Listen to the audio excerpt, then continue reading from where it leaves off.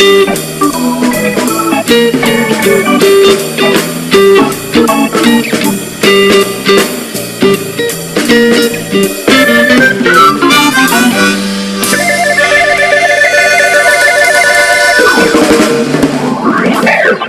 and gentlemen, welcome to the Darkstone Dossiers with your host, Anthony Darkstone. Greetings and welcome and a very good evening. Buonasera a tutti. Bonsoir, buenas noches, bonne nuit. Why am I using all those languages? Well, it's evening time for all those people. And a very good afternoon and good morning, depending on where you are on the planet. The Darkstone Dossiers has and is and will be a production out of the oldest magical society in the world, the Society of American Magicians. Harry Houdini himself was president twice. He escaped the first time, but managed to find his way back in again. We even have a Houdini stamp, which we will talk about in the meet and greet chat, which we will have towards the end of the show, where you can put your questions to my guests. I'm sure you have tons of them, and we will talk about that. What is the Society of American Magicians? Well, I told you it's the oldest one in the world, but it is also a worldwide organization. Do you have to be an American to join? No. In the chat very shortly, we will put up the link to the Society of American Magicians website and tell you which button to click, and you can find out everything there is to know. I want to very, very briefly acknowledge a number of people from our International Assembly in no particular order. We have Elmo Huvela from Finland. We have from Texas, Gene Protas, Tommy from Singapore, John O'Riordan, who is from England, PJ from Texas. Welcome to all our International Assembly members. Delighted to have you. Two of my guests are members of the International Assembly, Serena Stone and J. Scott Berry. Kenton Nepper will be shortly joining us at the SAM. If he behaves himself tonight, we'll let him in. I also want to acknowledge really quickly, before we get into the show proper, our PR and press officer, Mr. Alan Fisher. Alan, as you may recall, some of you did a wonderful lecture for us not that long ago, and is also, as I mentioned, our press and PR officer, and has been beavering away very, very hard in the background, and will also be on our showcase cast for our forthcoming gala show on the 29th. I'd like to bring up, in fact, he's a member of our assembly, obviously, the president-elect of the entire Society of American Magicians, and from Canada, Mr. Rod Chow, who I'm sure would want to say a few words of welcome to you. It's indeed an honor to be here, joining you from all parts of the world. I see so many people here. I'd like to give you welcome on behalf of the Society of American Magicians as president-elect. And I know you're going to enjoy this lecture and learn a lot, because mentoring is so important to all of us as magicians. And that wonderful video we saw earlier that J. Scott Berry put together, that the pieces there, I mean, the puzzle pieces, I mean, that says a lot, says it all almost. So I'm so looking forward to hear more about that. So enjoy, everyone. And that's wonderful to have him with us. He turned over the baton as president just this July, a month ago, and was our president of the whole of the SAM. And I'm delighted to tell you he is now also the dean of our International Assembly. And here he is, ladies and gentlemen, a few words from Dr. Joel Zoritsky. Thanks, Anthony. I am so pumped up to be here.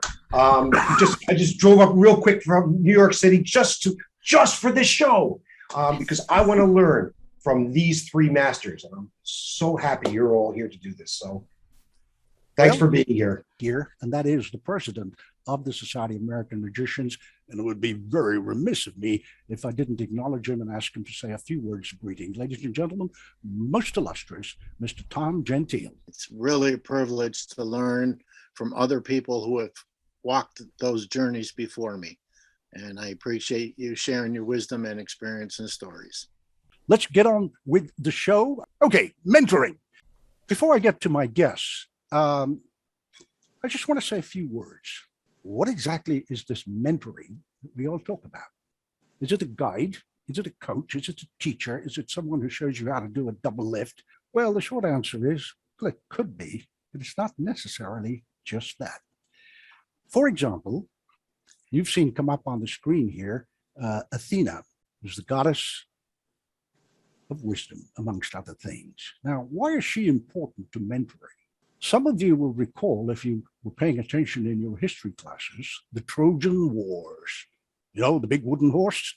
The gentleman called Odysseus, who the Romans referred to as Ulysses, went off for about 10 years, and he got another gentleman whose name was Mentor. And he said, will you look after my son Telemachus and, mentor him and teach him and all those kind of things? To which this gentleman called, that was his name, Mentor, said, oh yes, very much so, my liege, my king, I would be very happy to do that. Without putting too fine a point on it, he was absolutely useless at it.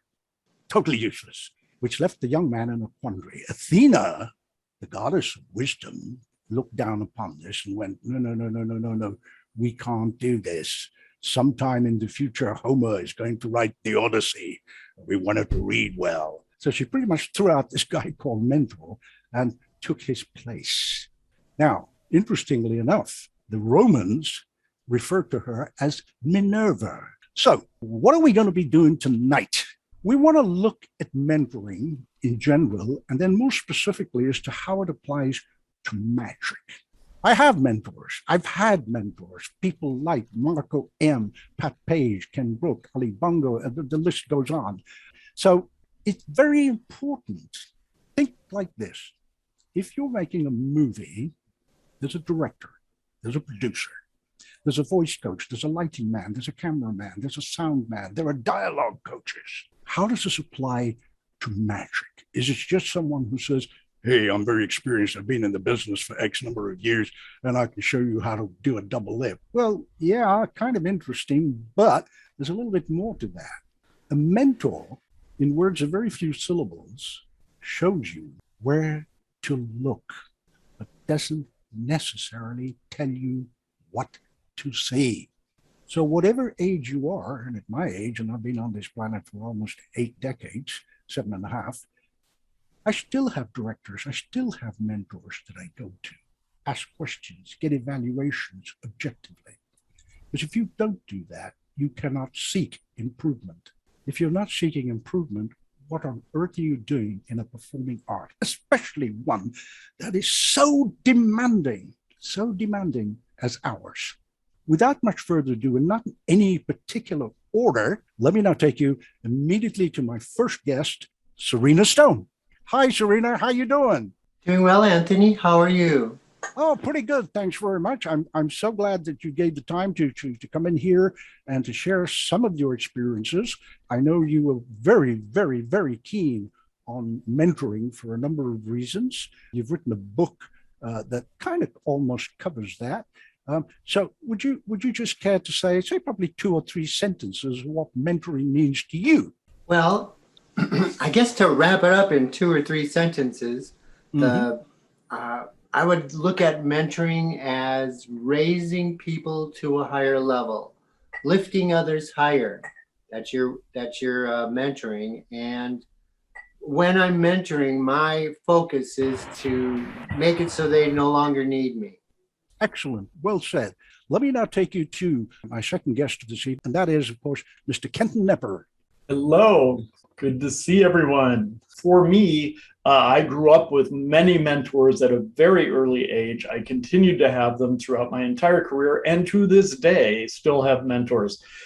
For me, a mentor is not somebody who teaches you what to do the way they did it so that you can be like them. A mentor educates, pulls out of you the wonder, the beauty, the amazing uniqueness of you, and brings that out into your performance. So for me, that's what a mentor does. That's what my mentors have always done. And I'm a very big proponent of that. My third guest, I've known him for, more years than he and I care to remember, for over 20 years. I've described him in articles I've written about him in the Magic Circle and elsewhere as a man who knows no boundaries. He goes beyond them. For tonight, I would simply like to call him the tour de force. Ladies and gentlemen, Mr. J. Scott Berry. Thank you very much, Anthony. It's my pleasure to be here. I just want to say, pass that on to thank you to Scott and to Tommy, who are also running shotgun on this.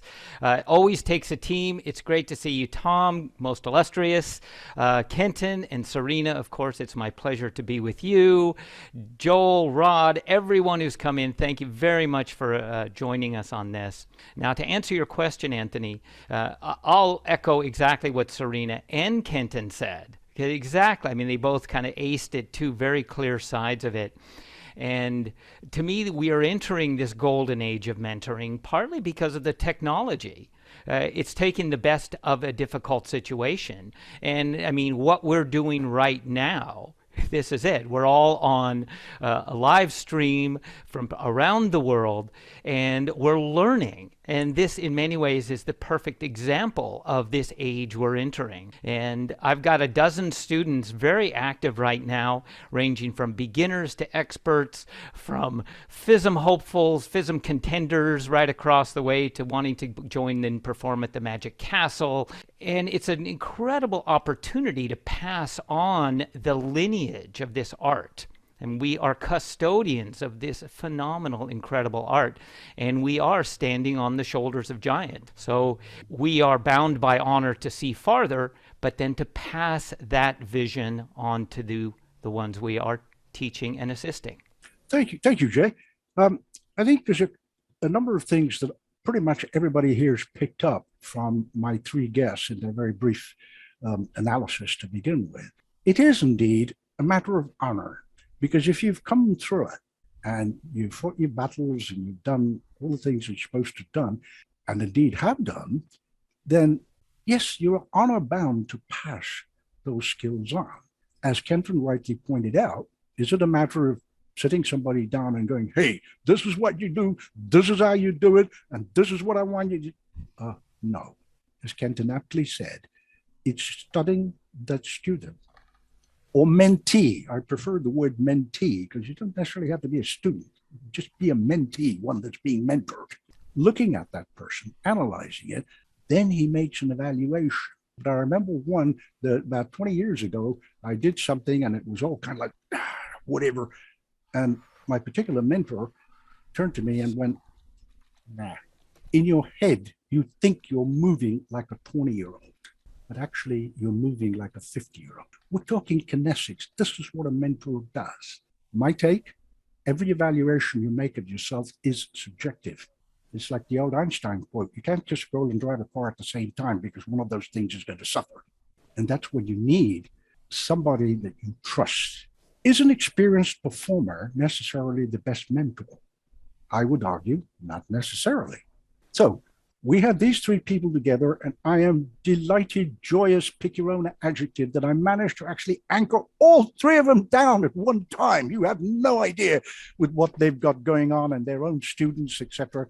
And I'm immensely grateful to them, as indeed on behalf of everybody in the SAM, that they took the time to come and sit with us for an hour and a bit and share some of what they have learned, what they may well be able to impart to you. Going to Serena, who made this excellent point, to get that good that you can then step away and say, yeah, there it is. You're no longer my prodigy, but you will always remain my mentee. I remember one thing, and here's the great secret of a mentor. Very often, you have no idea you are being mentored. Let's bring up all three on the screen if we can. Kenton, would you like to go first? Certainly. Well, mentoring, let me just say, when I started my first paid show, I was 8 years old. For some of it, that's kind of common. We started pretty young. It's a bug that bit us, and we got on it. But I was very fortunate, even though I grew up in a small town, to have had well-known people in the area that were on local television and that toured around the country, who took me under their wing. And I had to pay them, and I had to work for them, and I had to do all sorts of things. But that was part of the process. And because of that helped me connect to other people who later I became students of, and it really just kind of snowballed from there. So for me, without having those inputs, I would not be known the way I'm known. I started at a very young age. Sure, I could have started 10 years ago. But if I had still had those mentors, it would have made the difference. So it's not about when you start magic or mentalism. It really comes down to if you have a good enough team to help you, you can advance greatly. I learned from, I'll give you a quick background. I learned from, I was on a 2.5-hour gospel magic show. I was on a burlesque comedy show. I was on a mentalism show, a 2-hour hip show, and doing close-up, all when I was in my teens, and still went to school. So, but those were my mentors. And then later there was a guy named John Mendoza, who was one of the big card techie close-up guys. And he lived in my state at the time. And one of my teachers said, Mr. Mendoza is willing to take you on perhaps as a student, but there's a catch, you have to audition. And then here's how much it will cost you, which was quite a bit of money back then. And I said, okay, well, what do I need to do? And he said, well, you'll get a call. So I got a phone call, and it was, Mr. Mendoza will come down to visit with you and see what you do on Saturday, the whatever. And I went, okay, but what do I need to do? And the message was everything, click. And that was it. So I'm thinking, wait a minute, I have all my illusions, I have doves, I have a rabbit, I have close-up, they went, yeah. So that was my audition. John came down to my house in my parents' basement. I was there, and I would start doing close-up, and he'd go, okay, that's enough of that. And then it would be like, okay, now do something that's part of your stand-up. Okay, that's enough. I've had enough of that. And that was the drill for hours. And then in a week, I found out I made it. So as long as I could cough up the money, which fortunately my parents could help me too, that's how I spent 3 days a week going to Mendoza's house, which was an 1.5-hour drive, and staying with him at his house for years. But because of that, I met a lot of friends, and that boosted me to the next level. So when JC Wagner came to live with us, once I moved in Phoenix, I was able to hang out with JC, and we would stay up till 3 a.m. working on chops because I had that background. Had I moved in with JC or JC moved in with us for a while, if I didn't have chops, it wouldn't have mattered. We wouldn't have been pals. So every single teacher taught me a little bit of something. And that's what you get from a good teacher, is one teacher may teach you, well, here's the ins and outs on a deep level psychologically of who you are. Another teacher will say, hey, you didn't know anything about lighting design. Let me show you about that. Another teacher will say, oh my God, your blocking's horrible. Great. Every one of those teachers are very important. So the only thing I would say, in my experience, I was cautious of is I had teachers who were experts in certain areas. They were well known around the world for doing certain things. They were not jack of all trades people. They were very good at certain things. And those are the things I learned from those teachers. If I wanted to learn something else, I had to go to a different teacher to learn that. And I think that that's probably the best approach. Because you wouldn't go to a close-up guy to say, tell me how to do stage illusions. And you wouldn't go to a bartender, to find out how to get sober, probably, right? So you have to pick your right teachers for what you're trying to accomplish. And I think that's important. I also think that the whole mentor thing, people get a little frightened thinking, oh my God, these are people who are names, J. Scott Perry, Serena Stone, oh my Kenton, oh my God, I don't want to, they'll yell at me and stuff. People have all these crazy ideas. And the fact of the matter is, what we really want to do is help you just be insanely great at whatever you want to do. It doesn't matter what you want to do to us so much as we want you to be great and be unique and do that. And that's what we care about helping people be. So I promise we don't bite, that we really do want to help our mentees become wonderfully great at whatever it is they want to do. And that is our job. But all of us have pretty full schedules. And so getting into having students and mentees, kind of depends on our availability. So keep that in mind too. we have a lot of things that we juggle at once. I will tell you that. Indeed. Well, I think a couple of the words that have sprung out to me, and I'm pretty certain to everybody else watching. One in particular is connections. A good mentor will help you make the right connections. What he's going to do is connect you. If you were listening very closely, which I hope you were, what Kenton was saying, he mentioned different people connected with this person, that person connected. Somebody said to him, you got a call from John Mendoza. Be ready. I always have a little philosophy, which is always be in the right place. Because when the right time comes, you're ready. You're ready. In the right place, mentally, physically, knowing your stuff. That's the right place. When someone calls you and says, can you do that? Yeah. The right time has arrived. So to that end, I will say very quickly, when I was on tour with John, we were in West Virginia, and we ran into a guy who was at a meeting, at a club meeting, and John and I were lecturing, and this guy came up. He had drawn some illustrations, and he had some ideas for a couple tricks. And he gave them to John and said, hey, will you look at these? Right. And John went, yeah, sure. We got in the car later because we were on the road, and he looked at it and he goes, the kid's really got some good ideas, but he's living in West Virginia. I don't know. I mean, it's worse than being in Iowa right now. I don't know what he's going to do. And if he thinks drawing everything's going to work, oh my God, good luck to him trying to do a whole book, but let's get in touch with that kid later. So about a month or so later, he calls the kid. His name, after a while, John and a bunch of other people kind of took to him. His name was, what was it? It started with it was common Michael, what was it? Amar or something like that. And, Michael will tell you there were times where I had a van in the Midwest and I picked him up at the airport and opened up, and a lot of raisins dropped out of the van because I had bunnies in the back, and Michael and I knew each other when we both had hair. So, you never know what those connections are going to be. Because as long as you're in it and you have teachers, you're going to bump into lots of other people that are important. Jay and I met because, of mutual friends and teachers. This is how it works. The only reason it ever happens that we get in tight with people is because you're in with somebody. So having a teacher is a wonderful way of doing that.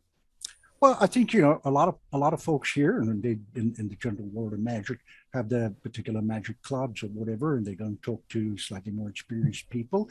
And that is a good thing, but it is not necessarily mentoring, because a mentor is a particular kind of individual, be it magic or otherwise, has not only got the experience, but has a deep understanding of a wider scope. For example, one of your mentors, in fact, one of mine, I'm not going to name him, nobody will know who he is, was a clinical psychologist. And he changed my entire attitude to the way I present my performances.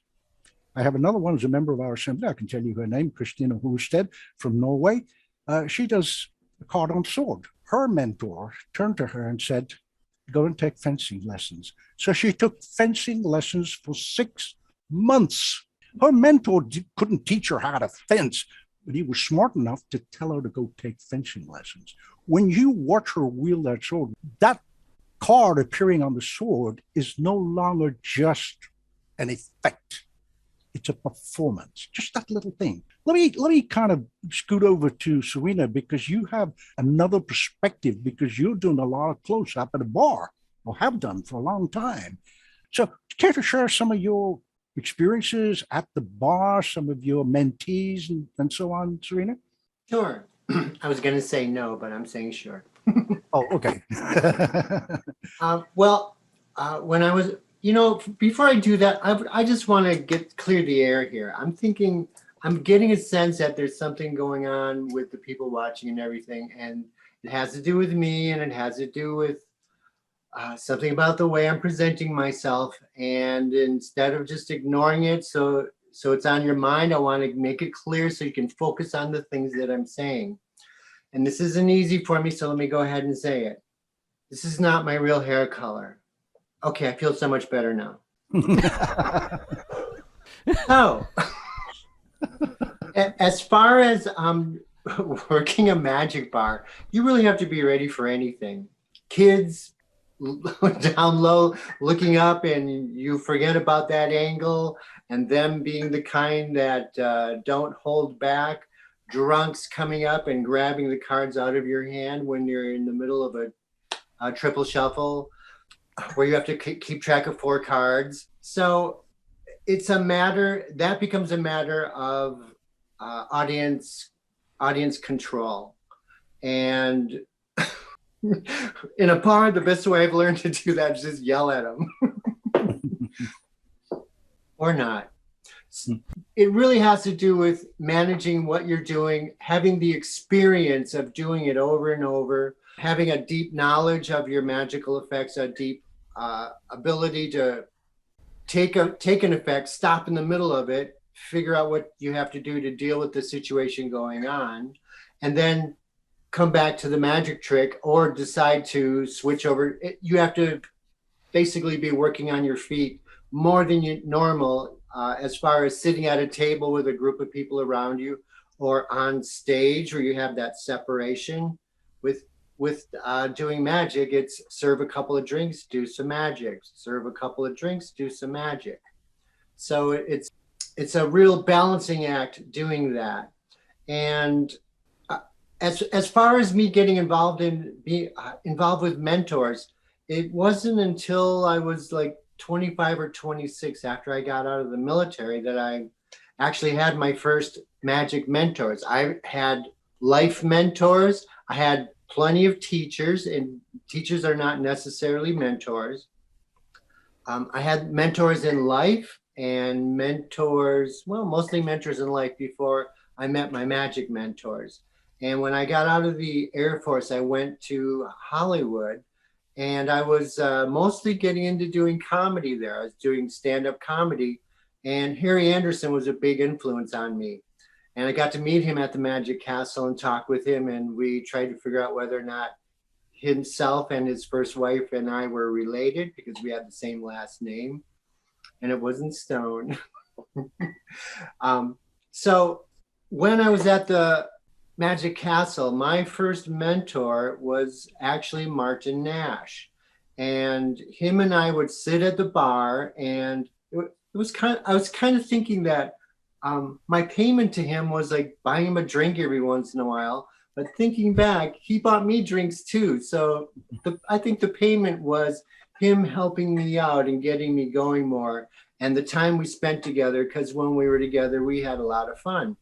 I'm going to call the professor another one of my mentors.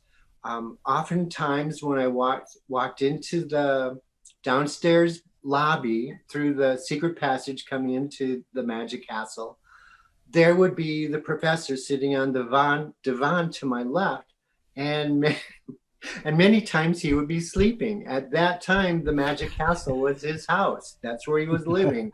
Yeah. And he'd come down to the basement and hang out while people came in.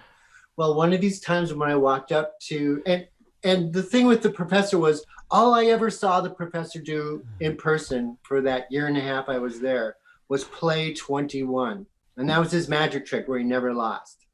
And he would just do it over and over with people. He'd have a group of people, I'd be sitting there for an hour, and that's all he's doing. So he found his one magic trick he could do the rest of his life. And I believe he had said that, and maybe Eugene had said that, or someone else. But okay, so here it is. Here's how the professor mentored me. I walked in one day, and there he was on the divan sleeping. And I was looking at him, and I just thought, I can't believe it. I'm standing right here in front of the professor. He knows me. He calls me by name. And it wasn't Serena. And he opened up his eyes, and he went, "Holy crap!" Like he would. And he said, I'm really sorry. But I opened my eyes and I looked at you, and I thought Harry Houdini had come because I had died, and he was coming to take me away. And he pointed at me and he said, "You should do a one-man act as Houdini." So I did pursue that. I performed as Houdini. I performed as Houdini a half a block from where he grew up in Appleton, in front of 2,000 people, doing the chair tie escape in the middle of the street.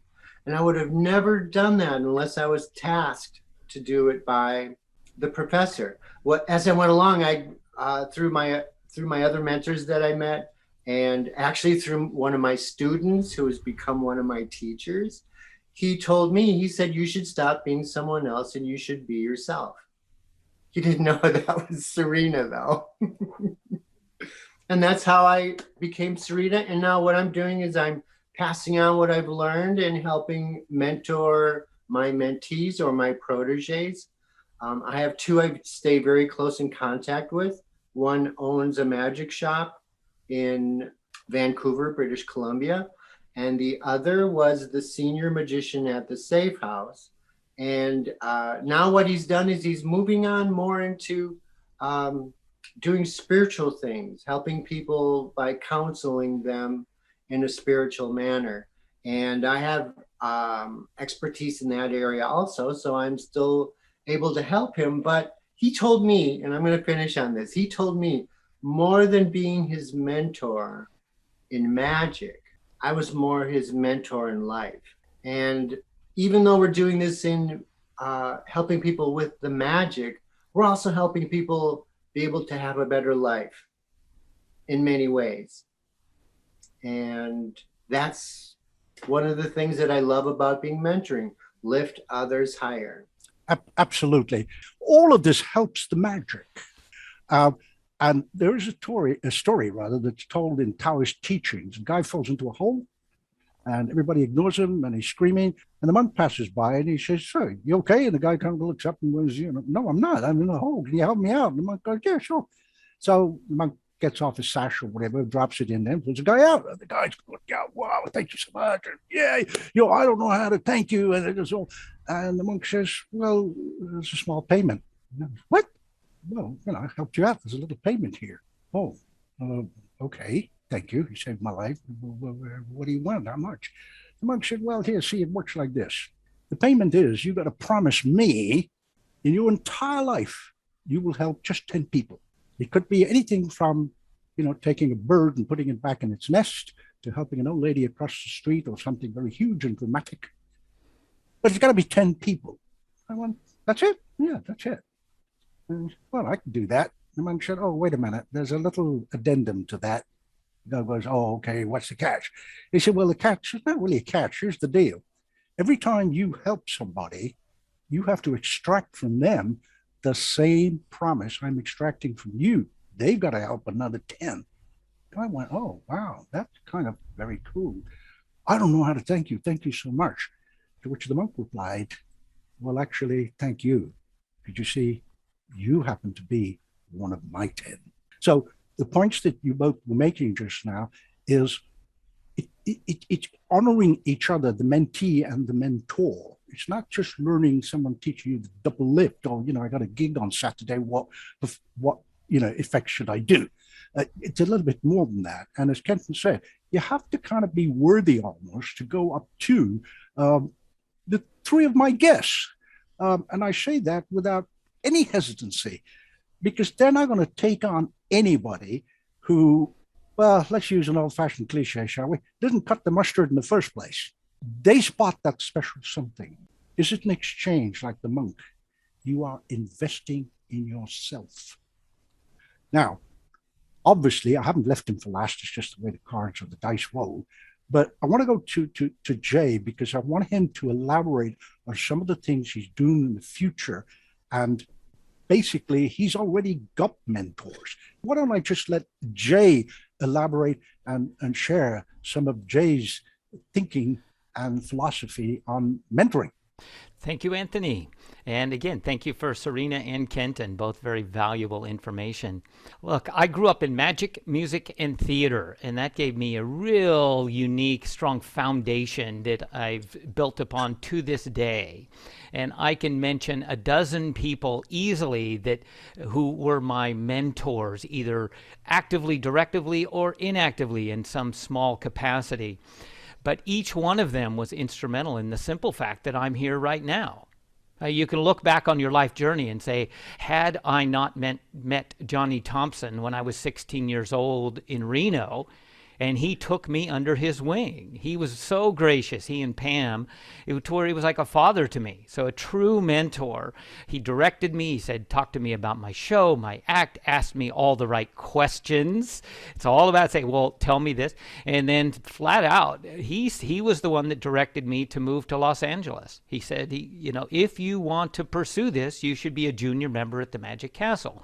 And that set my entire life path on its way. I mean, I often go back in my mind to that point and think, if I hadn't contacted him, where would I be? It's such a different possible path. And musically, it was definitely Alan Parsons, another one of the absolute great living legends of music, where I met him working at Hollywood Magic, which I wouldn't have gotten to if it weren't for Johnny Thompson. And so I worked with Alan Parsons over the years and ended up designing stage stuff with him. I got into recording sessions at the Abbey Road studios and really got a sense of, walking in and understanding all the aspects of professional recording. So I was able to soak all that up. And then you've got the Patrick Pages and the ones who I looked up to, and the Richard Rosses and the Channing Pollocks, who I spent so much time with Channing. And again, this idea of the golden age. I had to drive from Los Angeles up to just south of San Francisco to see Channing. It's like Kenton was saying, you had to get to the mentor. If you wanted to learn under someone, and it was not possible other than to make that drive repeatedly. And I would often book shows up in San Francisco or the area just so I could spend a weekend with Channing. So that's all the giants. I always come back to this idea that we're standing on the shoulders of giants. And without that, we wouldn't be here. And the true heart for me of mentoring is understanding the responsibility to pass that on. And with the foundation I've gotten, I've been able to bring in a number of very talented mentees.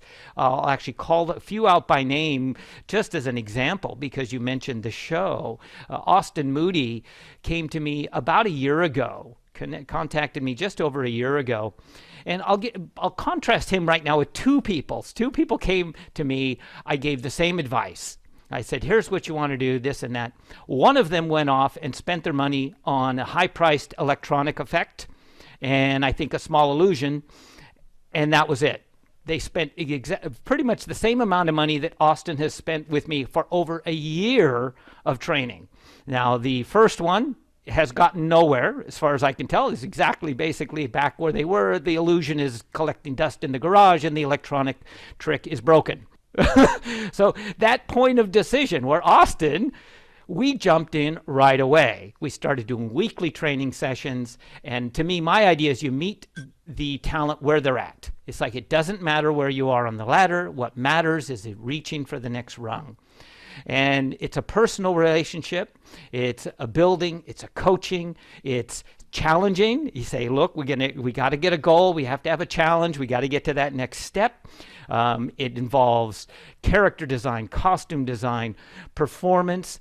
I'm really emphasize with everyone building their own strengths, and building, especially with Austin and a few others, is developing signature routines. And this goes back to, as Serena said, with Di Vernon.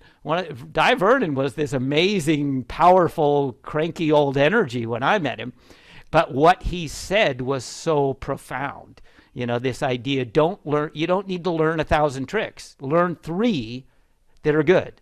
I mean, he was the one who set me in motion to learn and really master the ring and ribbon. And that became my first signature piece to what I'm still known for. So I owe that to Di Vernon. And with Austin now, we're a year of taking him from a very talented, the talent was there, and it's just nurturing it and building it to where now he's just on the verge of going pro. He's going to be in, Anthony, he's going to be in the star as one of the stars on the upcoming SAM Gala Show, International SAM Gala Show.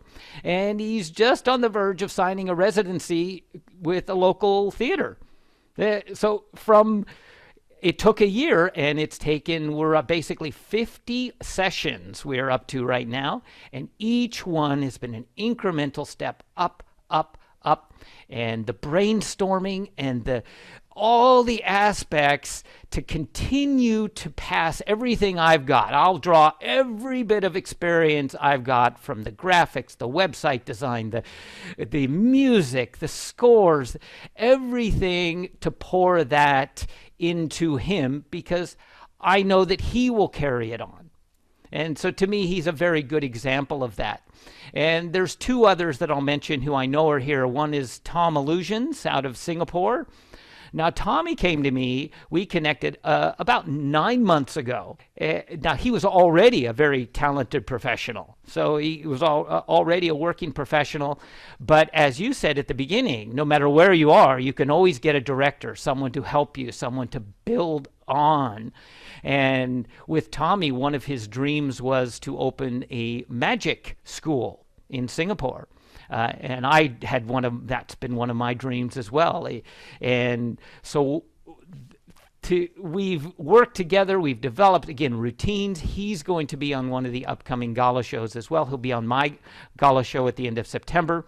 But the Academy of Illusions that's just opened up is a direct result of both my dream and his dream, but he was the catalyst, the working with him. And that kind of goes along this idea of that when the master is ready, the student will appear, but when the student is ready, the master appears. So it's that both finding that point in time where you're able to come together and build in a state of synergy. And then the third one I'll mention is Rod, who is the president-elect, Rod Chow. Now, I've known Rod, you and I have known each other for 40, 30, I don't know. I used to go, again, the funny thing is I mentioned I met you on one of my trips to stop by. I did a tour from Los Angeles all the way up the coast of Vancouver. I performed there. We had a great time. And that was one of the trips I stopped both times on the way back to spend time with Channing. Now, Rod has this incredible act that he had already won the second place, I believe, at the IBM. So the act is very well developed, but he wants to take it to the next level. And now he's counting down to FISM. So we are in very intensive training of fine-tuning every single aspect. So each week we're getting together and we're talking fine-tuning the script, fine-tuning the different aspects, each single effect, having competed at FISM and having headlined and performed at FISM, and I've been judge at a number of conventions. I'm able to see it and work with him from all of those points, as well as a performance coach. To say it's a psychological training, because FISM is it's a lot of pressure. And so I have incredible high hopes for Rod, because he's a contender. We've brought him over 9 sessions now, really from a hopeful to an absolute contender for the upcoming FISM. So these are all really good examples of what's happening right now in this golden age of mentoring. And as you said, we're opening up a virtual magic academy and bringing in top professors from around the world, and just building on this momentum to give back to the art, to give everything we can, pour our heart and soul into this continuum of magic to keep it alive, keep it thriving. Thank you, Jay. I mean, to that, I will simply add, I mean, he's actually going to be the director on the gala show at the end of this month. Then he has the other gala show with his students at the end of September, and he will go into a little bit more of that. Why are we doing all that? Why does somebody get into magic? Anybody? You say, well, you know what, Anthony, I'm not really a pro, and I don't really want to do this and whatever. I'm just quite happy doing such and such, and walking up to a table and doing a couple of close-up effects. Fine. How can you improve it? What? How can you improve it? Yeah, but it's good. People clap. Yeah. How much you getting paid? What? How much you getting paid? I'm not a professional. You spend money on magic, don't you? And on gas, going from A to B to the gig. Oh, yeah. You making any money?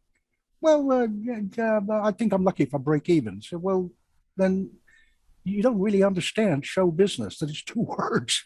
A mentor will teach you about the business. So it's those other aspects that a mentor will bring to you. A good mentor will tell you, hey, I've got this gig on TV. A good mentor, go to your mentor. Go and talk to your mentor. Your mentor will say, fine, what are you doing? This, how many minutes have you got? Well, they've given me 6 minutes. Well, you better damn well make sure that you're finished at 5:58. Nobody sat, nobody analyzed, nobody looked at. Talk to people who know about TV, who know how to work a stage. Audience management. The best place to learn audience management is to do what Serena does. She's just standing at a friggin' bar. If you learn audience management at a bar with people coming in and other people coming back in again the next night and going, hey, show them that thing where the coin went in the bottle. Well, you can't just go, well, I did that last. No, you can't. Your job is there. You're getting paid to do that. So you find some way of doing it. So you do it differently. You don't get the coin. You find some way. You use the bottle cap, some such thing. Yes. Or you find some excuse and do something else. How are you going to know all that? How do I know all this to talk about it? I learned it. How does Serena know about it? Or Kenton or Jay? They learned it. He mentioned some wonderful names, in fact, from, Diverne, the professor, Pat Page, etc. I mean, we know these people. I hate to use this word, it's so unfashionable nowadays, but it's important. We venerated them because we understood what they were. Earlier on, I made reference to Anthony Darkstone, Darkstone, for those of you who may not know, is actually not something I picked out of thin air. It was my maternal grandfather's name. But I never thought of it. Eugene did. Dear Eugene Berger. He said, you're older, you're looking different, whatever. This is what you need to do. And I went, really? Oh, okay. And I was 50 years old at the time. One quick anecdote, and I want to turn it back to my guests. Back in the day, 50-something years ago, I went up to Ken Brooke, a name that some may know if you're in England. I mean, I know Jonah Ryden and other people in England will know this name. And I did something for him. And he just looked at me and said, get out. What? Get out. And, with a few choice Anglo-Saxon words for copulation before it. Yeah. Which was get the Anglo-Saxon word for copulation out. I'm 20-something and I'm kind of going, stupid old man, what the hell does he know? Stoned off. Somewhere the gods smiled on me and I stopped halfway down the stairs. A long staircase. Oh, wait. I've learned this in martial arts. There's a reason for this. I went back up and tapped on the door and this gruff voice goes, and I went and I said, what do you want? I came to apologize. What? So I came to apologize. What? Show me that again. So I did. And I thought, yeah, got it now. Great, done it. Wonderful. All the arrogance of a 20-year-old, 22-year-old or whatever I was at that. And he looked at me and he went, don't show me an effing trick. Entertain me. I'm 74 and I have never, ever forgotten that any time I put my boots and tux on or whatever clothes I have to wear before that curtain opens. That's the one thing that goes through my head all the time. Just that one phrase. Don't show them an effing trick. Entertain them, Anthony. So basically, sorry, I didn't want to go into personal anecdotes, but I think it makes a good point, if I may, because of what we're doing. And this is why I feel so passionate about mentoring. And my only way that I can share it was, of course, yes, I'll be happy to mentor people who want to talk to me, etc. However, what I can do is to bring through the SAM, the Darkstone Dossiers, and bring 3 people that I personally and professionally admire, that can add so much more to you. That you go, well, I don't need a mentor. Well, I'll come back again. Sitting in P.F. Chang's, there was nothing in my mind said I need to change my mind on my name. Nothing until Eugene said that. Same with Serena. She never went, oh, well, you know what? I'll go and do a performance now as Houdini. That's what I'll do. No, it took a sleepy old curmudgeon to sort of half wake up and go, holy crap. Oh, you're real. You're not really a spirit. Why don't you go and do Houdini? Just that one phrase. Tell me honestly, or ask yourself honestly this question. How much is it worth? The phrase that Ken Brooke told me. No relation, by the way. He had an E on the end of his name. And how much is it worth? Some half-awake curmudgeon, because that's what he was. To be honest, he was. saying that to you. Just how much is that worth in real financial terms or in terms of creating your inner chi or ki as a performer? Priceless would be my answer. So today is not so much about, well, we're going to teach you to do this, and points 1, 2, 3, 4, and 5 is what we're doing as a mentor is going to do that. No, that's learning to play scales. That's learning to play scales on an instrument. A mentor's not going to teach you how to spell. A mentor's going to take you on when you've understood what the dictionary and possibly the thesaurus does. Then they can cut to the chase and go, boom, you've got the talent. Does it work in other areas of the performance arts? Yes, it does.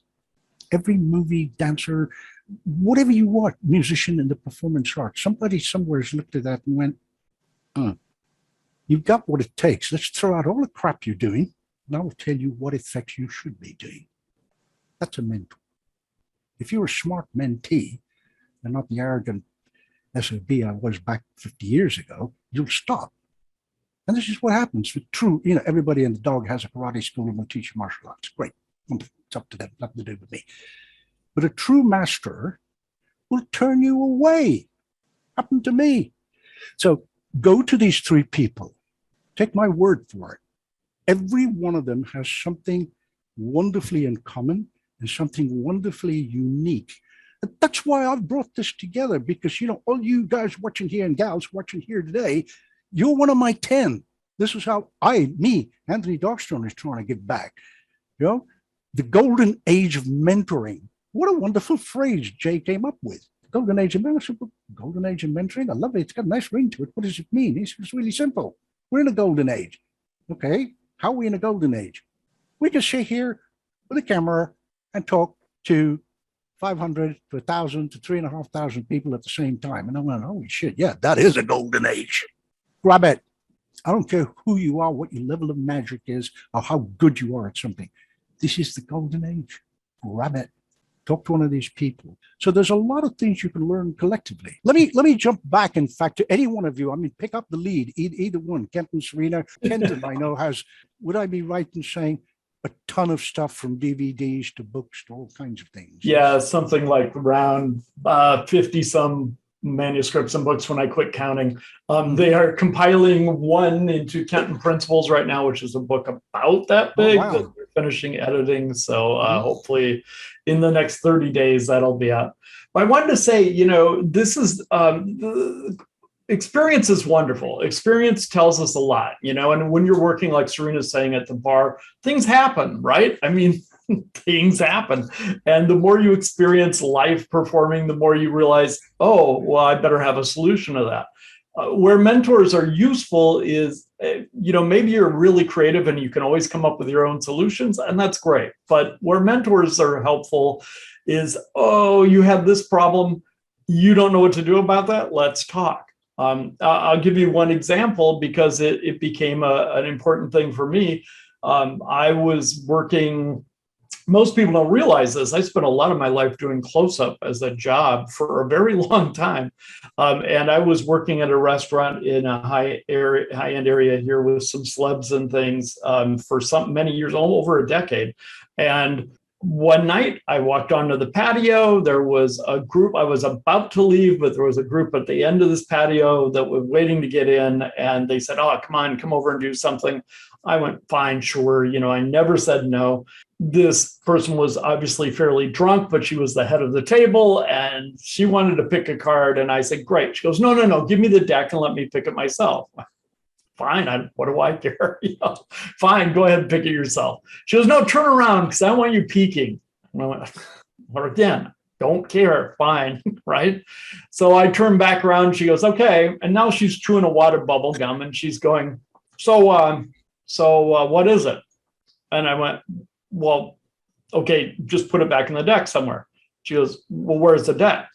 I said, I don't know, where is the deck? In your purse. She goes, oh, that's pretty good. Yeah, there's the deck. I put it in my purse. I said, okay, did you put the card back? And she goes, no. So what's my card? I'm figuring I'm going to card count. She grabs the deck, holds back onto it. She goes, so what is it? And I'm thinking, and I've had enough experience. And I said, well, I'm too polite. I can't really say where it is. And she went, "Oh, that's impressive." And she reached into her bra and pulled out half of a card. And she said, "Where's the other half?" And she went and pulled out the other half that she'd been chomping on. She bit it in half. And I said, "Well, it's going to be pretty easy to find again now, isn't it?" And that was it. But I thought, okay, I have to have a solution for this. I had card indexes, I had all sorts of stuff. I could have counted all these things. That's why Colossal Killer exists, because I had to have a solution for those situations. And fortunately, I had a mentor. He wouldn't want to be called. He was always giving me crap about that and would rather just say he was a friend because we go way back. But Larry Becker said to me, "Kenton, that's pretty cool, but you need to change a little bit of the wording. One number off, it could be confusing. Why don't we change it to off by one? And by the way, this magic word project thing you teach students," he goes, "you need to show that to me because I don't think some of your examples are clear." So Larry was, in a very subtle way, kicking my butt behind the scenes all the time. And that's how you got Colossal Killer and Wonder Words to come out into the public. If it wasn't for Larry Becker, that would not have happened. So you never know how your mentors are going to show up and do something for you that challenge you to make you do something. And experience is certainly a part of that. Jay was mentioning our dear friend and mentor up in Las Vegas, and Johnny and I was at Johnny and Pam's house with Eugene and a bunch of people. We were having dinner one night, and after a while, everybody sat down by Pam's end of the table, and Johnny and I were raging about the state of mentalism. And really our comment was, what we were so upset was the people were just saying, well, people are worried about being bold now. And he goes, "Mentalists are afraid to be bold." He goes, "Kenton, what the hell is wrong? What is that?" And I said, "John, how did you grow up?" He goes, "Well, I worked behind the bar. I did magic here. I said, "Right, exactly." He said, "So as a mentalist, if you're working behind the bar and you have to make a bar of like a bottle of fifth appear of something," I said, "How do you do that?" And we both simultaneously mind like taking like a bar napkin, right? And we've had a bar napkin and like wiping off the table and went, "There it is. That's how you do it," And we both mimed this thing at the same exact time because we knew what you did is you reached under the bar well, you grabbed it with your fingers and you masked it and pulled it up. It's a da-da, and people flipped out.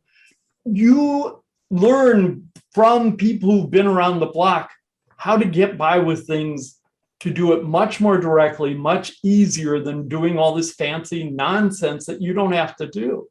And when you get to that level, then you can do things that look very miraculous because, but mentors are people who've had a lot of experience, and you can spend another 20 years on your own to get a small piece of that, or you can have a mentor help you so that in a year or two, you have decades of experience down in a year or two.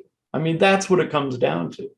And that's why some of my students like Peter Turner and Fraser Parker and Pablo Mira and all those guys are known because they're very creative, very ingenious, very different kinds of mentalists.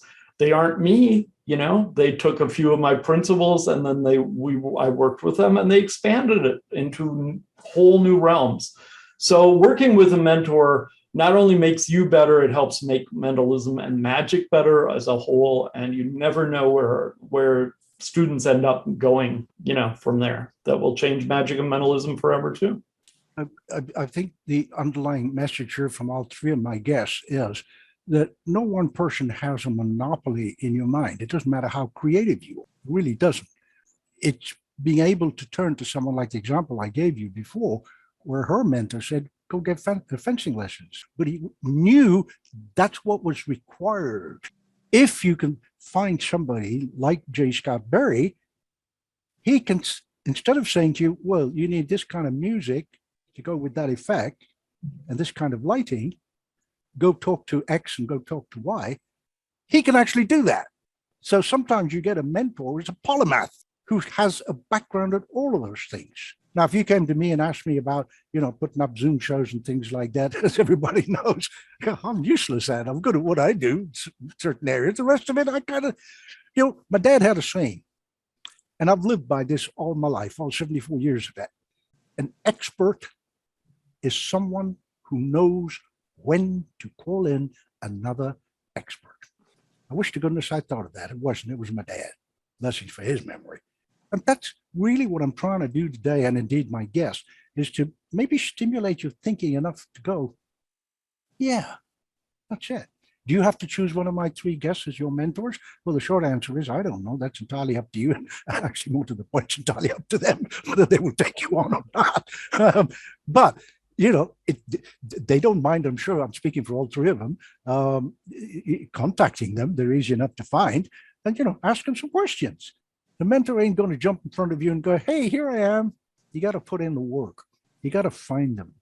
You got to go and ask them. Prepare for rejection because they may be testing you. They may be trying to find out how good you are. Prepare for the fact that they're going to go, that's the best linking rings I've ever seen and the greatest double lift. And you know what?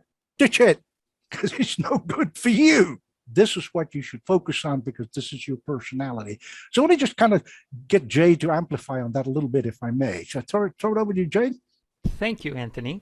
Sure. Look, again, everything. I just second everything you're saying, everything Serena's saying, and Kenton. And I'll point out that Kenton is also a very talented musician. So the different aspects that we can bring into teaching and mentoring. Now, I'll give you just a real short story that sort of wraps up this whole idea of the golden age. So 26 years ago, I got contacted, this is before the internet, you go way back, I got contacted by a young man in Luxembourg. And he said, look, I understand you've worked with Richard Ross, you've worked with Pavel, would you please come and work with me? So I had to draw. He paid me. A few times he drove to me. I was living in Germany, but the distances traveled. Basically, we went back and forth over a number of sessions over about a year. His initial thought, he says, I want to win FISM. And the first thing I said, well, why?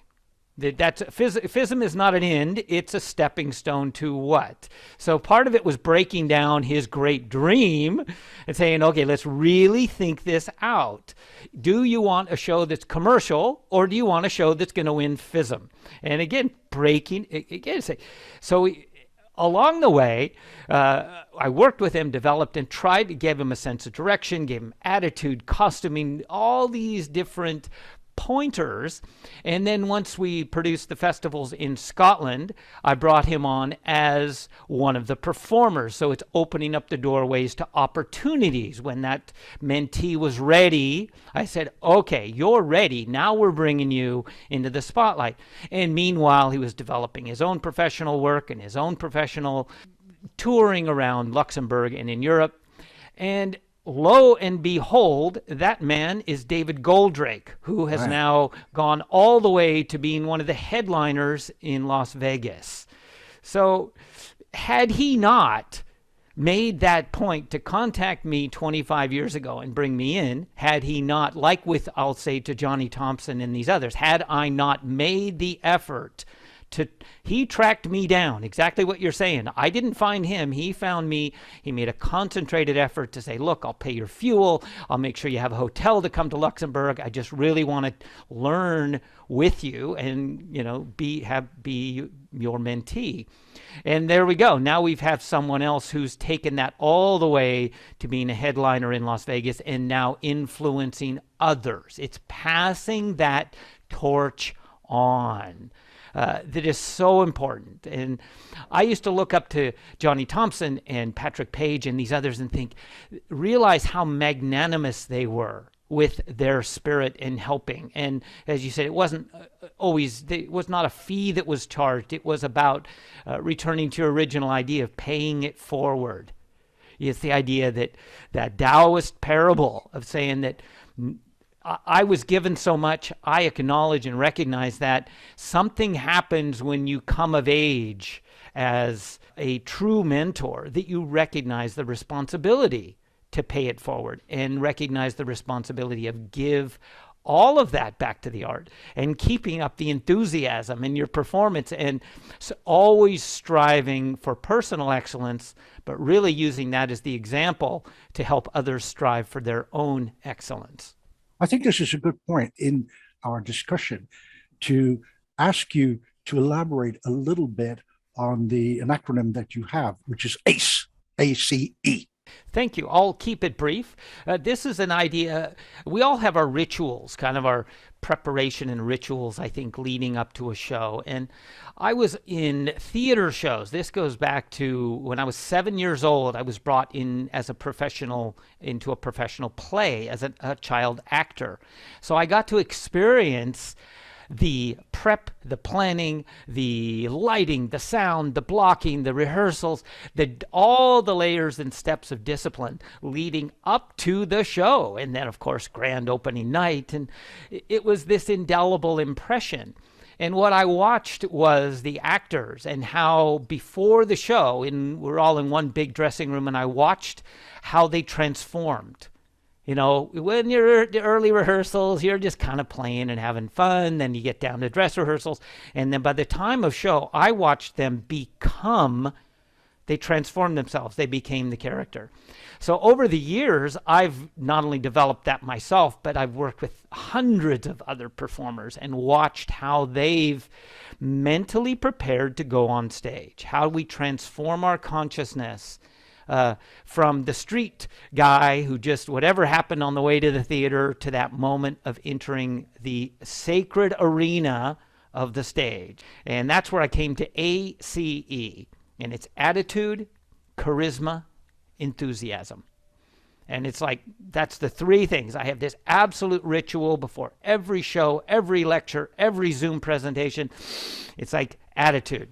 You shift your attitude. No matter what happened leading up to it, whatever happened in your daytime life, you got a ticket on the way to the show. It doesn't matter. You know, shift your attitude. Get to that peak performance attitude space. Charisma, you turn it on. Now, the best example I have of this is Albert Goshman. Another one who I had just brilliant memories of working with and learning from. And this guy you would never describe him as a handsome man, but obviously incredible magician, great comedian, but he had oozing with charisma. You just loved the guy. Well, you see tapes of him now, and the charisma just translates right across the screen over all the years. So, and it's a learned thing to crank up charm and charisma for the stage. It's part of the act. It's part of your development of the character. So you step into that state of charisma. And then enthusiasm.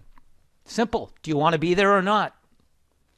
I ask myself every single time. I said, do you want to be here? Resoundingly, yes. And I remind myself, every rehearsal I've ever done, every show I've ever done, every failure I've ever made, every success I've ever had leads to this moment. This moment right now, whether it's a Zoom show, whether it's a live show, this is what it's about. The audience doesn't care. It doesn't matter what reviews I got last week, if I bombed last week, if I succeeded. Everything is about this moment of the performance. And that's right, it's cranking up the enthusiasm, which comes from the Greek word entheos, which means the spirit or the God force, this spirit force pouring out from within. And those are the three keys that I just pull all together. And so I hit the stage or hit the performance with all of those at full speed. Well, to get that psyche inside, that's what the mentor does. How does that apply to mentoring and magic? Well, you can jump out there on stage and do whatever you think you're doing great. But if you have not had an analysis of how that audience perceives you, it doesn't matter if they're doing that. It doesn't necessarily mean they like you when they do that. I call it the golf clap. Yeah, I know this is what my guests are trying to do. Oh God, I wish we had tons and tons of time to analyze and jump into it. Now, here's what I'd like to do. So I think this would be a good time, if we may, to just kind of like open up the chat or your mics Anthony, Yes, Serena, please go ahead. while we're waiting for them to start coming with some questions in chat, can I just share a little something? Sure. All right. So I'm going to pick up where I left off with the professor, where he tasked me to perform as Houdini. Well, I waited like 12 years before I actually started doing it because I had to build my confidence, I had to build my repertoire as I was going along. I had been performing before that, but on a semi-professional level, monetarily and also skill-wise. So as I was going along, 10, 12 years later, somehow on this project I'm working on, I brought on the teachers of Jeff McBride and Eugene Berger to help me with this project. And through that, they became friends. They were my teachers. I look at both of them as my mentors. And going through that experience with them just gave me so much volumes of experience and information to take the knowledge and expand myself as a magical performer. And then I got the opportunity to produce Jeff McBride here in Milwaukee. And spending 4 days behind the scenes with Jeff was like show doctors, but in reality. And whenever I go back and read that book, it's like, oh yeah, that's what he was doing there. Oh yeah, that's what he was doing there. So I gained that experience. And now, if any of you want to look this up, look up Serena Stone, Orange Glass. That should get you to it somewhere on Facebook. And it's an effect that I came up with during my slow time at the Magic Bar. And after I recorded it once and I recorded it and I sent Jeff a copy of the Orange Glass, and Jeff said, "Can you teach that to me?" So that there showed me, and I felt so good, but it showed me how the whole circle can go around to taking the teachings that he had given me and Eugene had given me and my other mentors and bring it around and present something to him where it was something that he wanted to learn from me. So I think that's what we all want to do as mentors, is to take the person that we're working with, the mentee, the protege, and put them in a position where they're our peers. We're no longer their mentors per se, but they are now our peers. And I think that's where we go with that part where I say I want to get them to the point where they no longer need me. Fully understood. Yeah. That's great. Thank you for sharing that. And obviously, you've mentioned Jeff, whom we all know and hung out with, etc. And yeah, I mean, what can you say? I mean, he's been there, he's done that, he's a good mentor. Absolutely. Sometimes, not always, sometimes, dear Abby, who's actually more a friend of mine than Jeff's, I don't mean that in a bad way, I mean it in a good way, because we're kind of more tuned to more esoteric things, etc. Who incidentally, she's a brilliant magician. If you've not seen her work, you should. A brilliant dancer. I can praise her from now. I refer to her as my sister friend. She's just an amazing lady. But all these people, she's quietly in the background helps so many people. Yeah, myself included. I remember, I can't remember where it was, doing something or whatever, and she was also in the cast, and she turned to me and went, "Turn a little bit to the left." That's all it was. Turn a little bit to the left. And I've done it ever since. I've done this like my signature thing. I've done it 1,000 times. She goes, "Turn a little to the left." That's it. I think what my guest was saying, it's not the sort of Socratic and Plato relationship. Well, it is, but it's also more like friends. Sometimes mentoring can be over a cup of coffee. And mentoring, as Jay has rightly said, this is the golden age. Grab it, grab it. Book a Zoom session with Kenton, with Serena, with Jay, whatever. Book a series of sessions. Grab it. Am I plugging them? Well, absolutely. Why the hell else do you think I brought them on this show? Quite frankly, because that's my giving back. I want to share these folks with everybody else. I'm happy to jump in, Go ahead. Go ahead. Anthony. I'm happy to jump in. I see Ralph's question, which is very poignant. And I'll precede it just slightly, but I'm going to get to your question, Ralph. This is good. Now, you mentioned that was a perfect example. Sometimes just the simplest change, say, turn your head, do this. And with Rod, he'll say this, so much of now what we have gone into fine-tuning choreography with Rod Chow's show. And I go back to when I was working, building up to my FISM competition, when the Magic Castle chose me to represent them at FISM. One of the first things I did was hired a choreographer, a dance instructor choreographer. And I took a lot of heat. A lot of people, a lot of people dissed me and everything else. Oh, you're dancing and this and that. Well, guess what? That was one of the reasons I took one of the medals, was because of the detail of the choreography. And I knew the precision and the timing and learning angles of the, movement. And that's what I'm passing on with Rod. We're getting down to the fine tuning of when something appears, not to go too far, not to turn your head, and it takes a director to do that. I mean, it takes another eye. No matter how good you are, as you said, some of the top actors in the world, top performers in the world, they'll take on a top director. So I think these are all really valid points that you're making, Anthony, as well as Serena and Kenton. Really valuable. Now, to Ralph, I want to come all the way around to that. Look, we are in a very unique age. The Chinese saying of "May you live in interesting times" keeps coming around. And look, my attitude is turn crisis into opportunity. No matter what, guess what? We're faced with challenges. Well, let adversity fuel your determination. And yeah, that we all went into lockdown last year. When we went into lockdown, I produced a whole library of digital downloads and really put things that I had put on hold. I had all these things. Well, one day I'm going to do this. Realize, well, this is the day. You got to seize the day. So just like with Kenton, you say, well, Kenton, we've produced a lot of material that now we can draw upon and help with other performers. But my advice, absolutely, is that to be prepared for both. I mean, perfect example in Australia, we opened up here a little bit last October, so I was able to keep the momentum. So don't lose the momentum as a performer.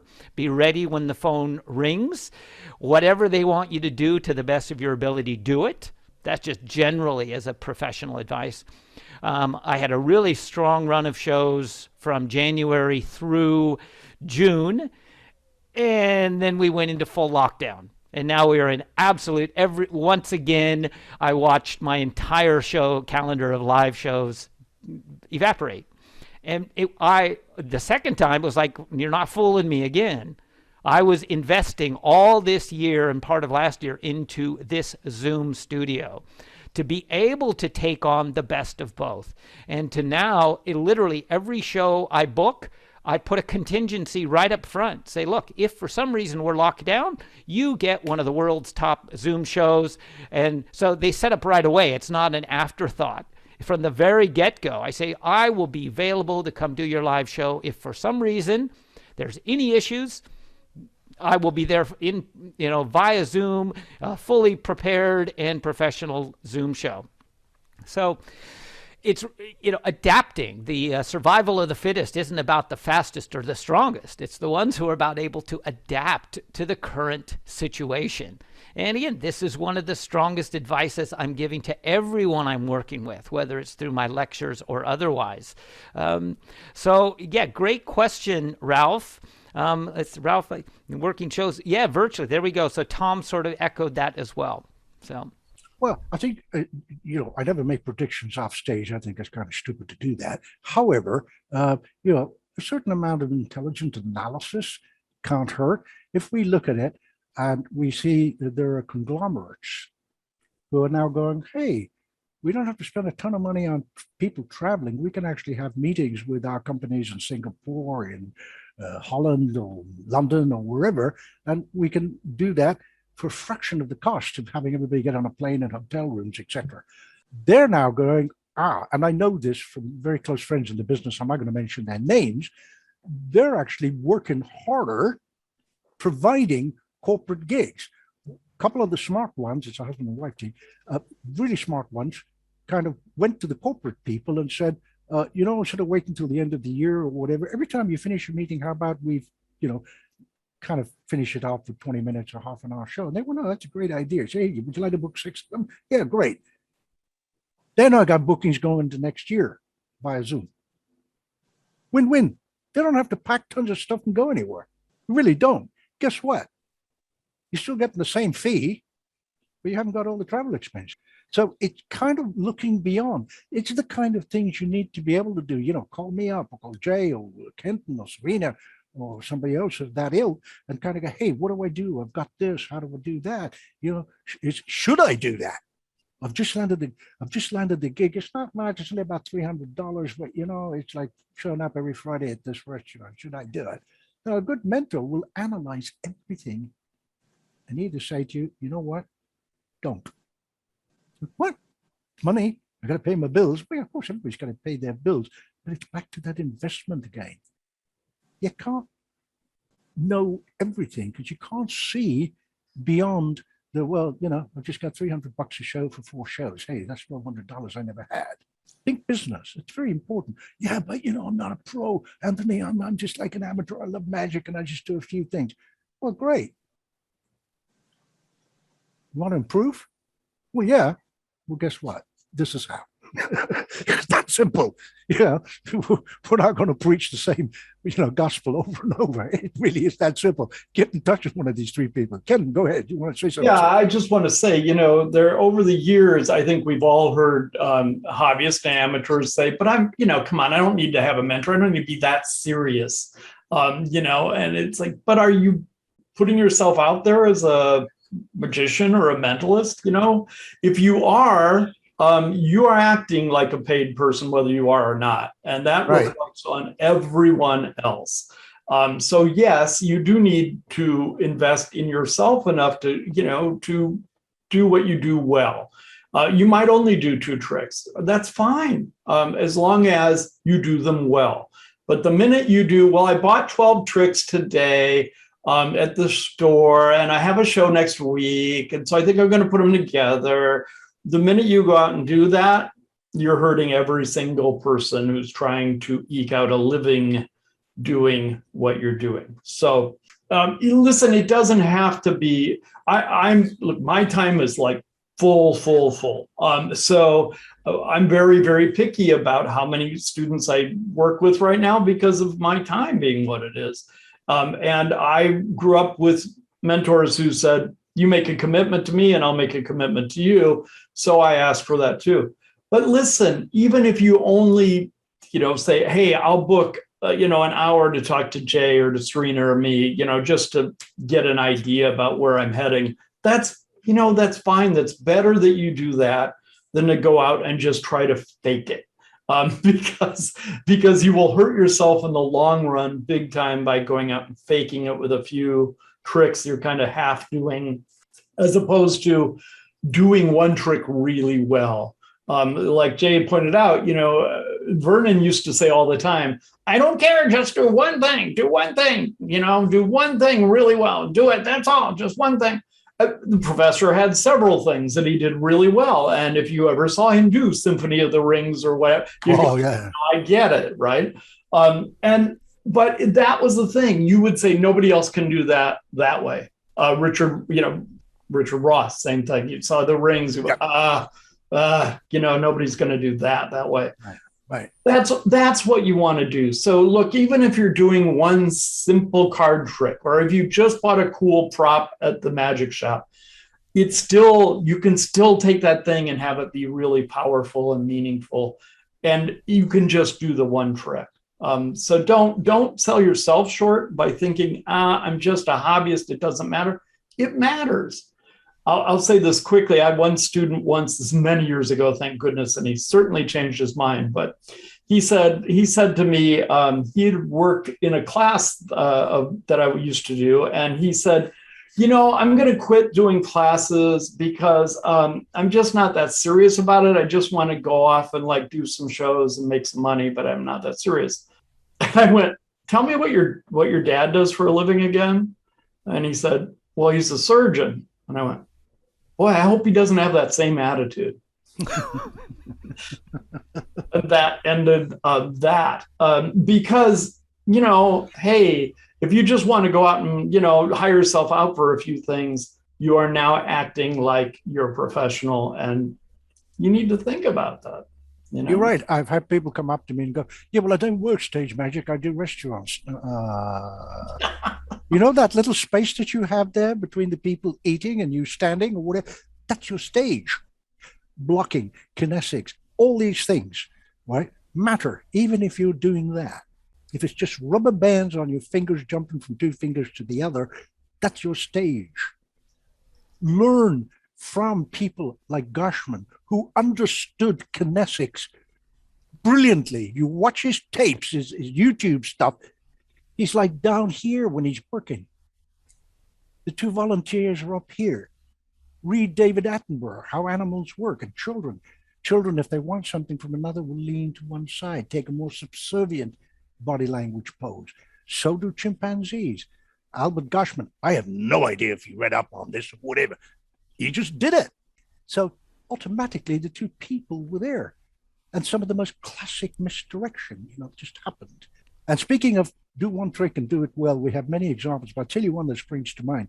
It's a good pal. He's in our International Assembly and a former IBM president. And that's Michael Finney. Years and years and years. He's made a fortune with a freaking card on his forehead. That's right. That's it. That's it. I'd like to mention too that it's we feel as human beings that we know what we're doing and what we're not doing, and that we can see pretty much everything that's going on. Not everything, but most things. So the obvious things, we can catch that part. And so this whole time while we've been talking, I've been playing an experiment to put in your subconscious to see so that you would remember that we don't see everything. And that is, if you go back and watch this video over and over, you'll see the ring on my hand has disappeared and come back on probably 25, 40 times by now. We don't see these things. We just don't. Our minds, understandably, our brains have filters to consciously put things in there, so we don't see everything. And then once somebody else points it out, you go, oh, that's painfully obvious. Yeah, but you have to have somebody point it out from the outside. We don't necessarily see it on our own. That's why I was playing with, in case anybody happened to catch it. I seriously doubt most people did, but in case anybody catches it, that's what that was about. To make sure your subconscious recognizes, oh, I've got to pay attention to lots of little details. And sometimes I need outside help to do that. Well, they're tiny little things, just very, very quickly, and then I want to really for you guys to ask some questions to my guest. I don't recall his name. It'll probably come to me after the show. But a very famous psychologist made some wonderful experiments to do with cognitive dissonance and cognitive abilities, et cetera, et cetera. And one of them, I think you can find them on YouTube. I'm not sure. I think you can. Is where there were different things happening and then questions were asked. Yes. What was the color of the horse? That kind of stuff. And one of them was absolutely stunning. It was in the middle of a show of some kind. There was a guy in a gorilla suit who walked to the back as the show was happening. I think some of you will know that. Guy wearing a gorilla suit just walked from, stage left to stage right. Boom. Nobody noticed it till he then asked the questions. So Kenton is so right. People notice these things. Thank you. I'll jump in. I'm going to pick up. I know we're sort of wrapping up. I think each of us, I think Serena should probably have a chance for final thoughts as well. Sure. Again, echoing everyone, thank you very much to Scott, to Rod. I want to actually give a quick shout out to Sharon Drysdale. She's from Trinidad. The first time I seen her. Now she attended all of my The Art of Wonder web series last year. So whether she considers me mentor or not, we've definitely had a lot of conversations, and just simply, again, it's kind of sharing that inspiration. So it's great to see you, Sharon. Thank you for joining us. Really, just a quick shout out all the way from Trinidad, this beautiful world of magic. So the point I'm going to make is picking exactly what you said, Anthony, and also Kenton, is that I think I have this real solid theory that I apply, that anyone who doesn't like magic has probably never seen good magic. Simple as that. In fact, they've probably seen bad magic, and that's created the impression.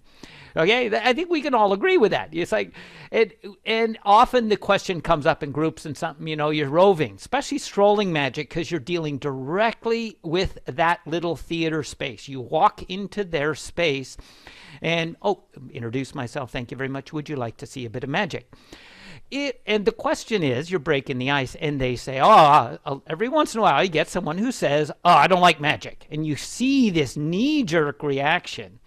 And that's a very difficult thing to deal with. It took me a while to work that out. And finally I said, well, really? They say, I don't like magic. And I say, I understand exactly what you mean. And they're like, what? I say, yeah, it's like guacamole. And they're like, what? They're like, all of a sudden you engage and they laugh. One person at the table, like, yeah, it's like guacamole. If you eat 2-day-old guacamole that's brown and layered over, if you ate that and that was your entire impression of guacamole, everyone hates that. Come on, that's awful, right? And I said, that's probably like the magic you've seen. They're like, well, I don't know. I said, but if you have fresh made guacamole, where it's been opened and freshed and spiced and lemoned, and by that point they're like salivating, you literally get them going. And I say, that's the type of magic you should be seeing. So would you like to see some magic like that? And all of a sudden, I've taken it, an adversary, and shifted it to, I've joined their side and said, let me show you something more like fresh guacamole. And it's just this funny concept that's real down to earth and playful, and it has never failed me. It's to immediately turn someone you could either say, you could walk away, you could get upset, you could go, whatever. It's like, no, I'm going to do my best to turn this person and actually change one mind about magic.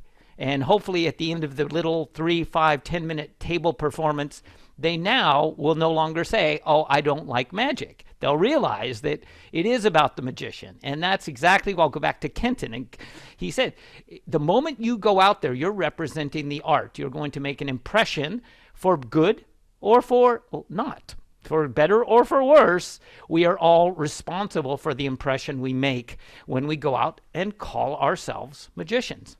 The toughest magic, there are a lot of tough magics to do. Street magic, etc. But, basically working gigs in a restaurant, for my way of thinking, I've done a couple, but I'd rather not, because I'm not skilled at it. It's very, very difficult, particularly in the situation that Jay has just spoken about. The point I'm trying to make is, you're not there to do a show. You work in that restaurant because somebody is paying you to entertain people while they're waiting for their food. That is your prime job. You need to know how to do that. You need to have a mentor teach you how to do that. You can't just go, whoa, this is my gig. I'm appearing every Friday night at,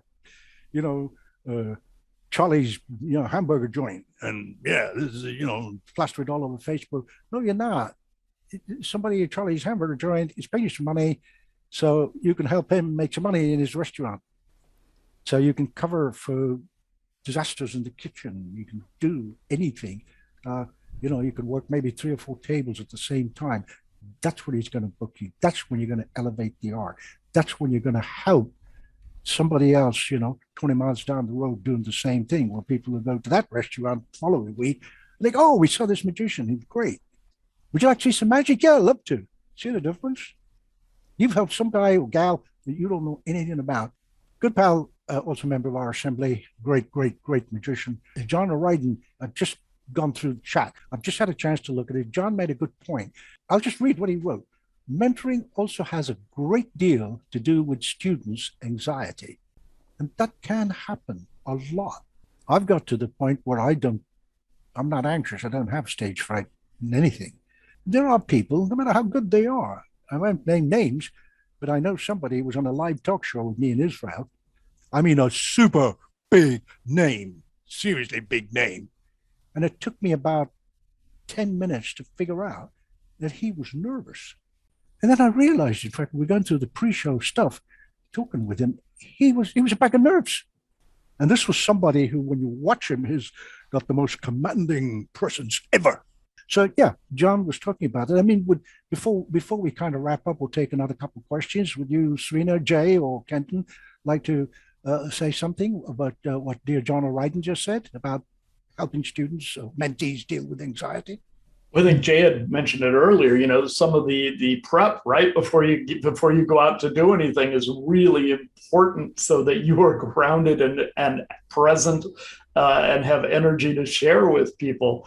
I remember talking to Eugene many years ago before Wonder Words came out, and we were talking about how some of the greats in Magic really did stand behind the curtain and send out vibes to everybody and just say, I love you, I love you.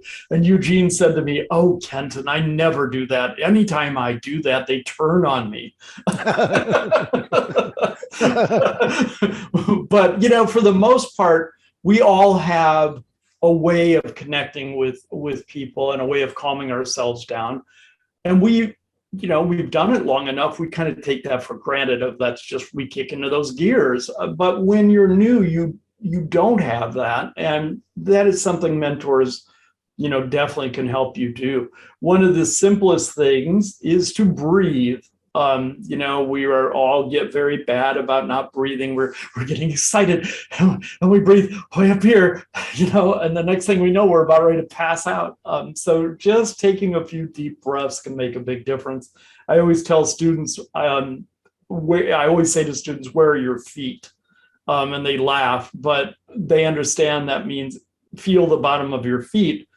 Because most people, when we get excited, we forget where we are. We're not in the present moment, and we're not very grounded. And so if you have to feel your bottom of your feet, you realize, oh, I'm here. I'm right here right now. My feet are here. I'm grounded. And that takes care of it.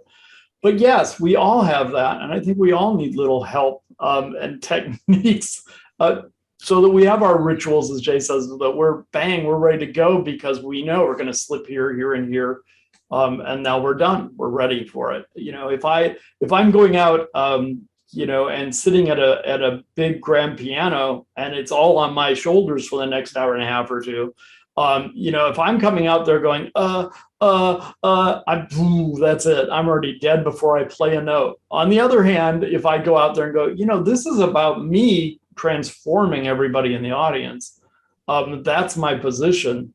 So every key I play is about that. That changes how I'm going to feel. So we always want to have our own kind of set ideas about what we're up to, and focus more on other people. If we focus solely on ourselves, we could get nervous. If we focus on them, it changes the whole way we feel. I think the key word there that you've used is breathe. Anybody who's done any type of, yoga or exercise or martial arts or whatever understands that entire concept. I mean, one of the things that I tell people in the workshops, etc., is just take your middle finger and push on your solar plexus a couple of times, breathing in and out. I go, what? Try it. I'm not saying it's a placebo that cures everything. And people have, and they've come back and go, oh, that's good. Does it work? I don't really know. But what it does do is focus them on a point of which they're focusing. You can't get nervous and anxious if your mind is incapable of holding two emotions at the same time. It's like you can't be angry if you're laughing. And, if you're focusing on something here, you can't focus on the anxiety emotion. And that creates a whole sense of different body chemistry and chemicals, which we won't go into here. But these are all the things that mentors do. Yeah, thank you for a fantastic night tonight. It was wonderful to talk about mentoring and the experiences. And I think all youngsters, all people coming into magic and entertainment would benefit by listening to words of wisdom tonight. So thanks very much indeed. Thank you. Well, thank you so much, John. As everybody can see, John, he's not exactly 27 years old. He's been in the business a long, long time, and I happen to know that he has a number of proteges and students, etc., along the years, some of them in a more informal way.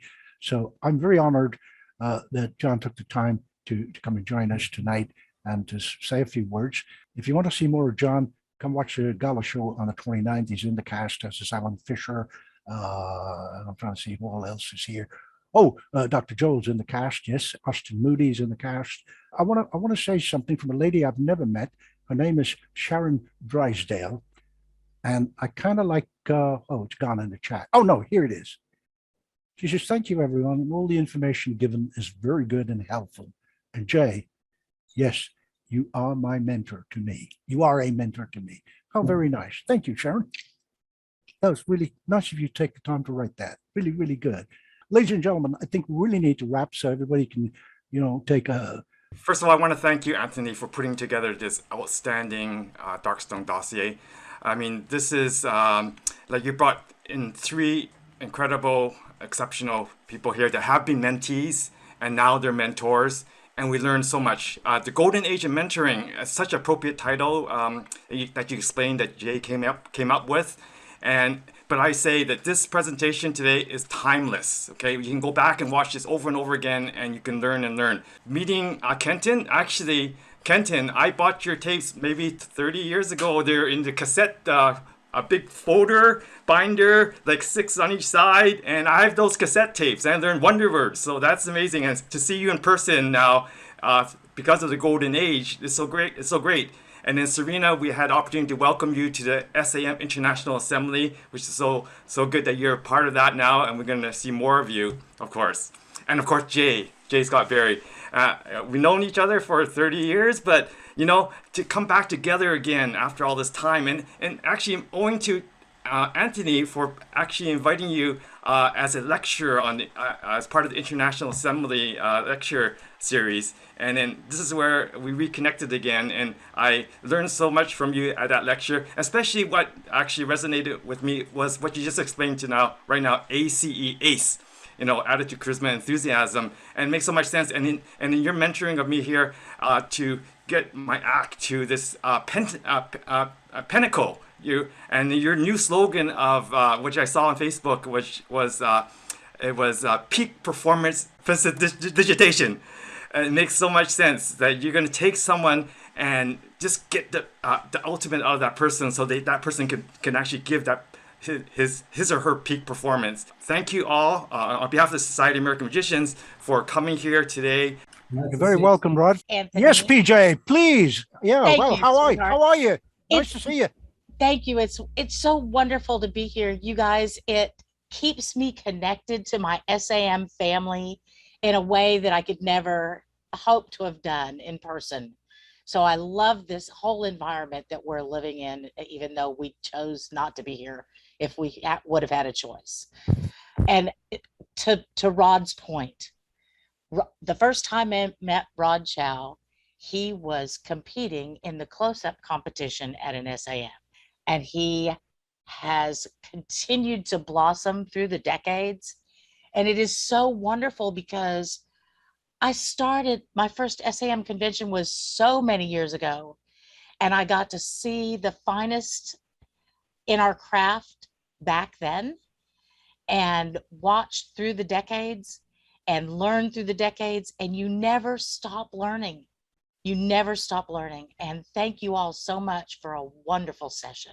PJ has been in that family, and it's wonderful to have you with us and in the assembly, of course.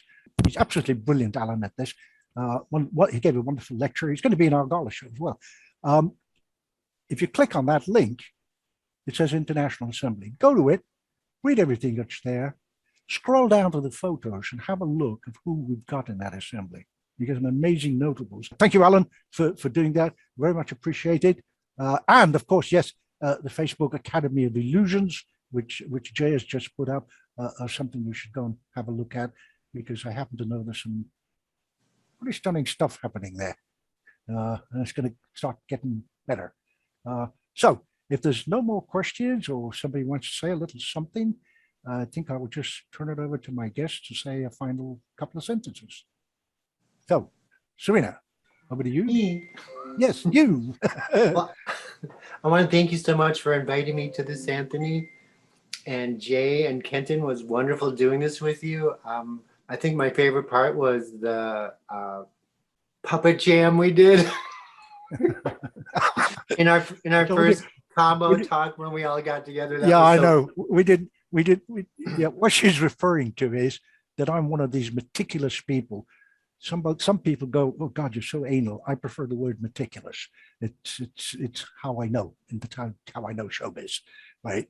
So I like to talk to my guests. I like to talk with them. I do a lot of research and so on. It doesn't just switch on a Zoom friggin' camera and just chat whatever comes into your head.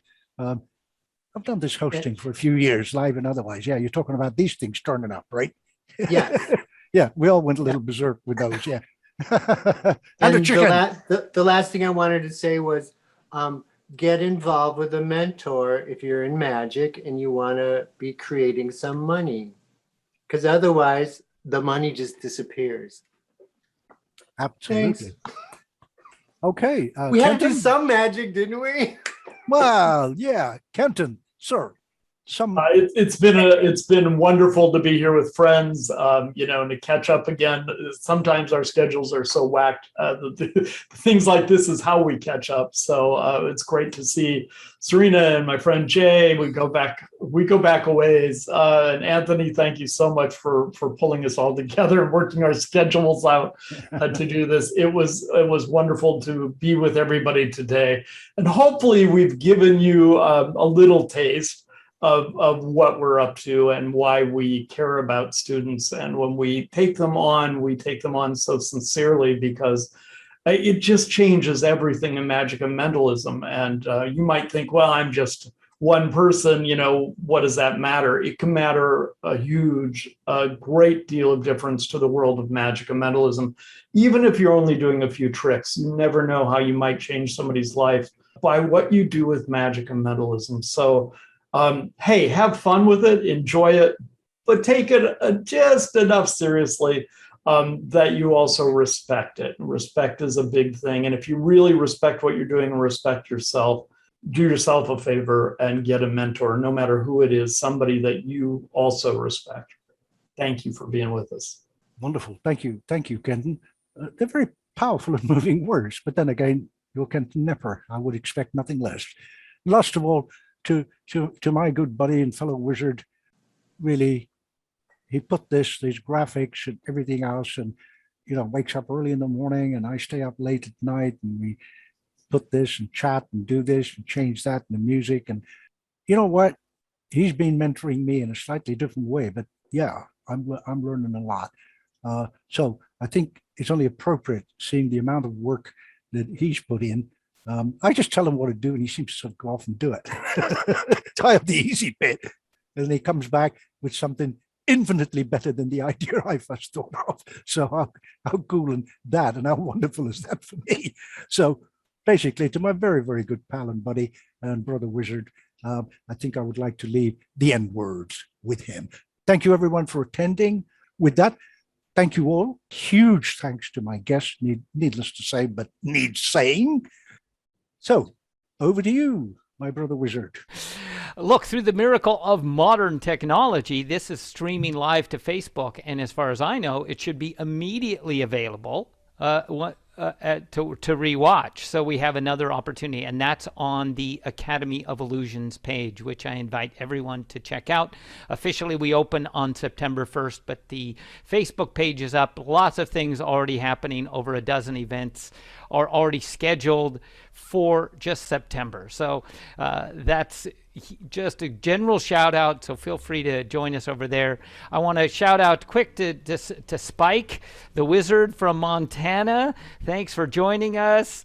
To Gene, great to see you. PJ, wonderful to see you. You basically set up for one of my absolute favorite quotes, and it's that the best thing I ever learned is to never stop learning. That's it's 100% true. It's like no matter where you are on the ladder, it's always about reaching for the next rung. So, Paul, you've been a great friend. Paul Goodbody, great friend for yours. Rick, of course, amazing. Ariel, John, it's great to see you. John Riordan again. Alan, you're the craziest, funniest guy I've ever known. You're wonderful. Of course, I've mentioned Broad. Scott, you're my wingman on this. He's been amazing. And Tom in Singapore. So we are circling the globe through the miracles of modern technology to produce this. So I'm going to pass this back with the final thought to Anthony, is that what we've had here are 4, not 3, but 4 great mentors. And that includes Anthony, who I also have the deepest respect for. We have lots of projects in the works on the back burner, which will all be revealed very soon. And it's my honor and my pleasure. And for me, it's all about being in service of the art. To which, thank you. Thank you, Wizard. Acknowledgements to everybody. Thank you for being here.